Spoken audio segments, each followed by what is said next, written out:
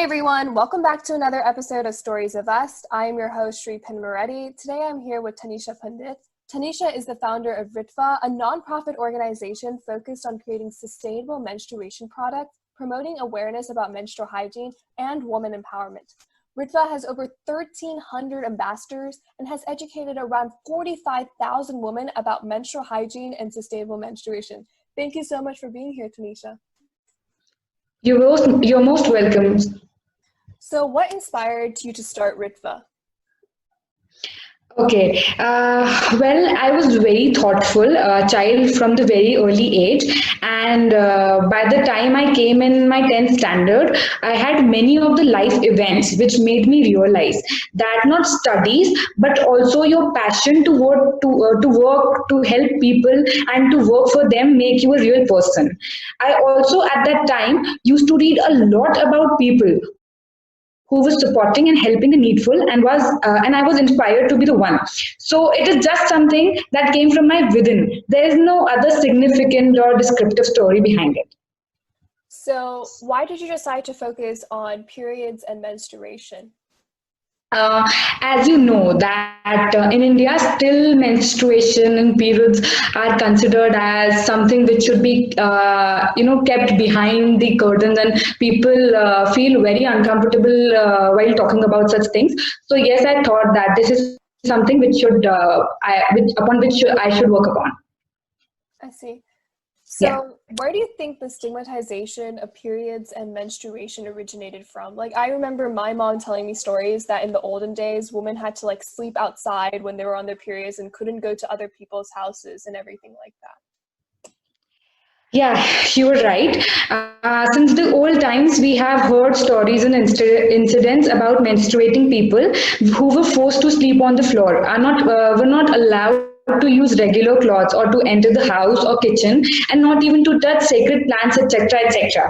So these were the things that have inspired generation after generations. But I do agree with one thing, that some of these are scientifically proven that while menstruation, women release some negative energy, so are asked to not to do some tasks. But that doesn't mean that you can just eliminate her from her normal routine in periods. So what I want to say is that this is normal biological function which has been made a shame from ages, and it continues because there are just few people who are fighting for the shame to be shunted down.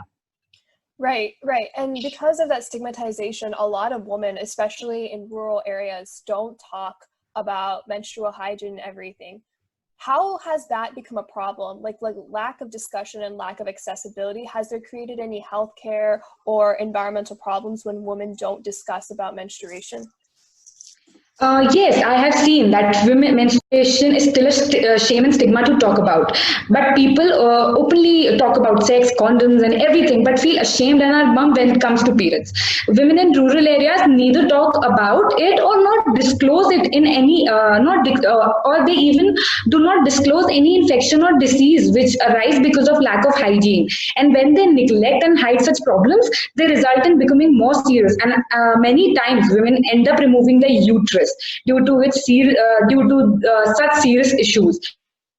About 12% women find it convincing to hide and use dirty cloth in periods rather than speaking about it. And if it goes like this, periods will continue to be a shame. Right. And how does Ritva and how are you focusing on educating women so that perception changes?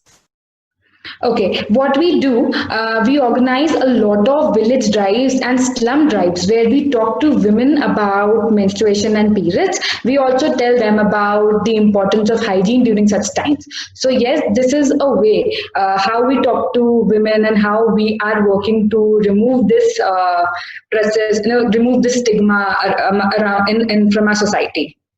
Right. And once you talk to these women in these slum areas, did you notice that they were more open to talking about menstrual hygiene and everything? No, initially they do hesitate, and they find it very inconvenient and very shameful to talk about such things in front of us.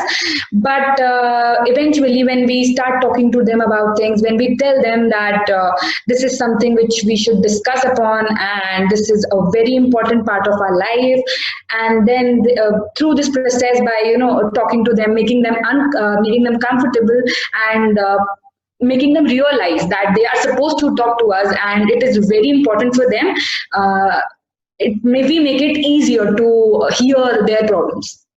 Right, right. And Yeah. then talk to me about accessibility. Why is it so inaccessible to purchase like commercial sanitary napkins and period products? Lack of accessibility arises because of lack of awareness and understanding. Right. Because if people are aware of the need and its use, they'll try to buy it. I agree that it is difficult for rural women to buy pads, maybe because of price or something. But nowadays, pads are cheaply available at Anganwadi, which are government-led programs, at just 2 rupees or something, so that they can easily buy it. But then too, they don't, and because this happens because they don't know its importance. We already have discussed that there are a lot of health issues and infections, and when they don't know about the proper way, the proper methods of using even a cloth, they are prone to a lot of health issues and diseases. So to you, more than lack of accessibility, it's lack of knowledge that's preventing resolving. Yes, I see. exactly. Yeah. So another thing that you guys initiate is that you promote using reusable sanitary napkins over like plastic period products and stuff like that. So talk to me a little bit about why is it important to use reusable sanitary napkins? Well, I have seen that many organizations and people try to distribute sanitary pads to the women, but the real problem arises when these women use these pads for once and then they are back to their clothes, their dirty clothes. And so as the women are already in the habit of using such clothes, and hence we've thought of making them use reusable pad, as they are more convenient and is long lasting and is sustainable and without plastics. So what we did was just converting their habit into something hygienic. I see. So talk to me Yeah. about the process of creating reusable pads and napkins. There is a proper process of creating a reusable pad, which is posted on our Instagram page or is easily available on internet. And where rural women or people who cannot access it, we have tried to make sure that they learn about it through our drives and campaigns in different villages. Even when they are not able to, learn about how to make a pad, we just tell them that you can use a clean cloth, which is fresh, and you just have to use it, and then you have to make sure that it is dried properly in the sunlight so that the microorganism present on it gets died. Right, right. And why is it so important to create eco-friendly pads? Are current commercial pads harmful for the environment? The main motive behind unplastic menstruation is that we can eradicate the ill effects of plastics from this environment, as around 5 plastic bags are used to create a pack of menstrual pads. After using these pads, it is just thrown away and they take a long time to get decomposed. Therefore, they remain in the environment to create pollution. So yes, commercial pads are harmful to the environment. Also, these plastic components in pad infects the women's reproductive tract. Also, they contain a lot of chemicals for the fragrance, and they bleach those pads to make them paper white. So yes, they contain a lot of chemicals which are very harmful for our health as well. So as to remove these harmful effects, we as an organization encourage to shift towards reusable pads and sustainability. And to properly decompose these pads, we also look forward to install a device called incinerator in every school and public places. Yes, yes. And incinerating is the proper way to dispose of plastic period products, right? Yes. Okay. And kind of going back to the question about education, I feel like especially in Hindu culture, especially in culture women are not allowed to do certain things on their periods, and that is perfectly acceptable. But have you found like trying to spread this more progressive social issue kind of conflicted or went against some of the cultural setbacks? Have any of the women or people you were trying to educate talk about that, or were they just thankful that there was a way that they could still transition into a more effective way to take care of their hygiene?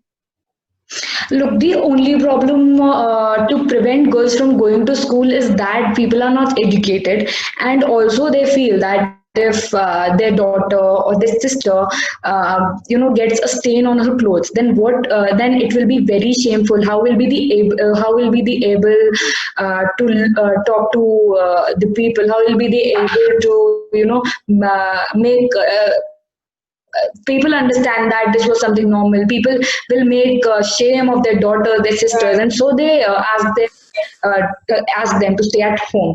But once we visit these places, we tell them that you can use sanitary pads, you can use proper reusable pads. This will help them to prevent the problem of staining, and they can go to school easily. So yes, we make them understand about all these things, and many times people understand and they themselves bring a change in themselves. Right, that's good.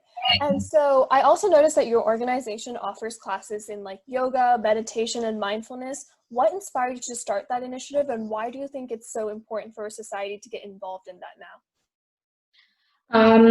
As we Indians are the roots for yoga asanas, and it has been successful in curing and helping in many of the diseases. So we thought of all the diseases or infection related to periods, and then we thought of something that is easily accessible and is helpful in these diseases, and we came up with all the yoga asanas that can help the patients in an Indian way.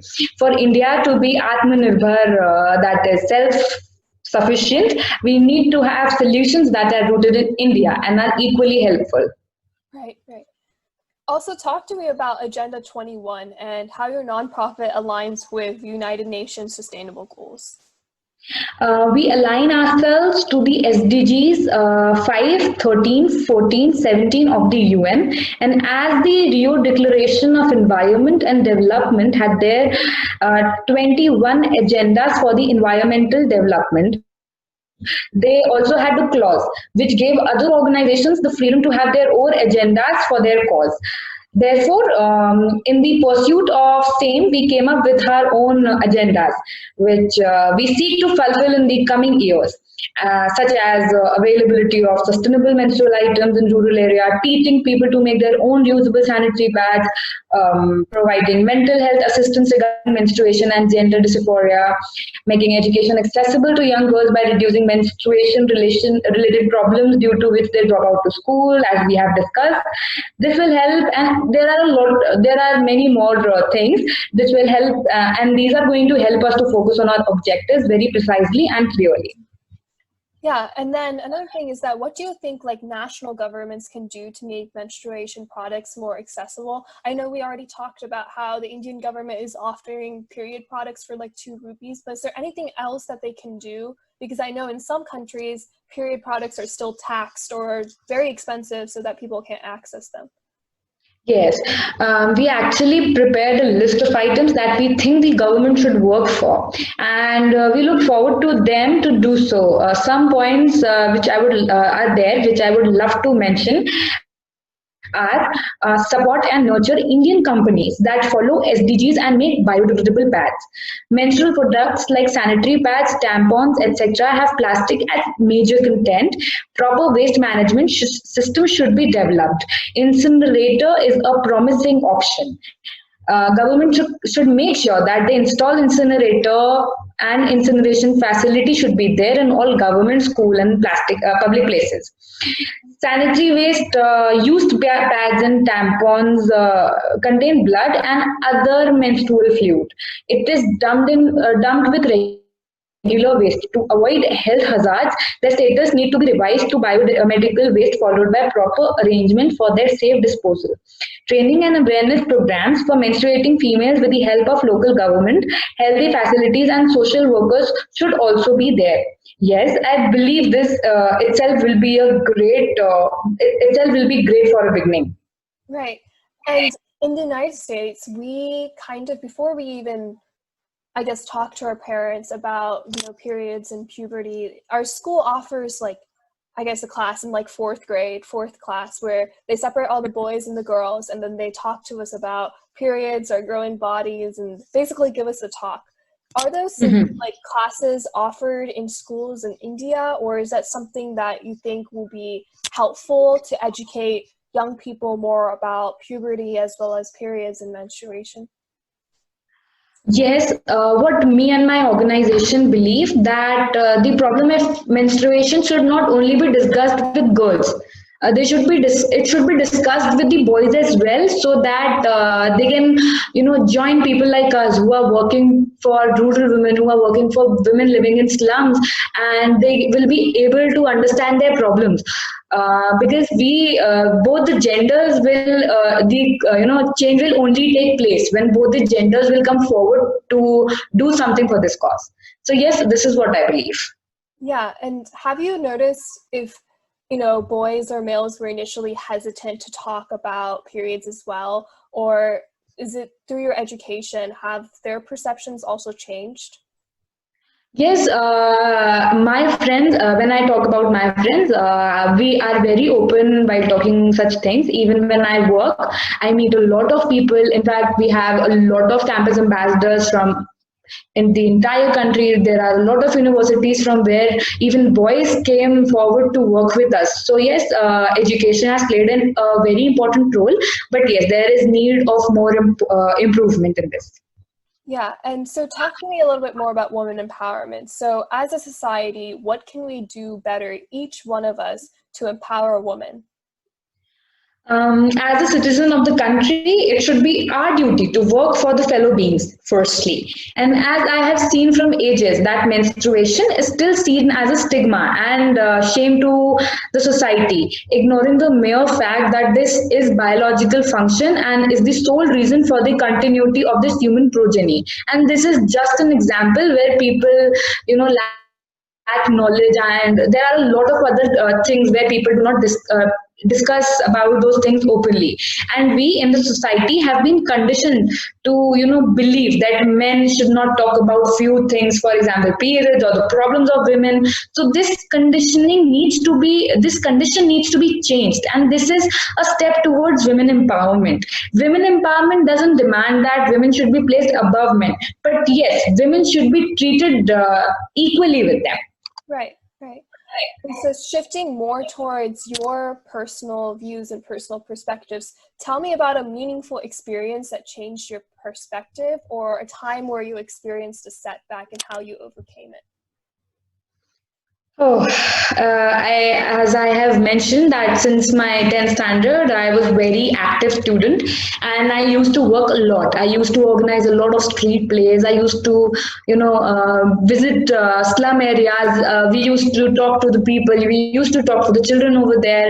As I started growing, I felt that this is a cause for which, I should start the work, because even amongst privileged people like us, who are for whom internet is accessible, we are going to a good school, then too people hesitate while talking to us about such things. So yes, I thought that this should be something for which I should start the work, and I started doing it.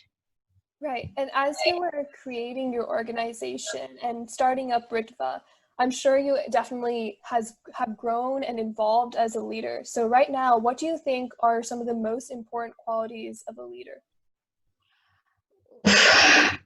I believe to be able to feel of what the other person is suffering from and your instincts to help him or understand him is one of the most important thing for a leader to bring any sort of change. Then other than that, team and time management, able to make decisions at pitchy times.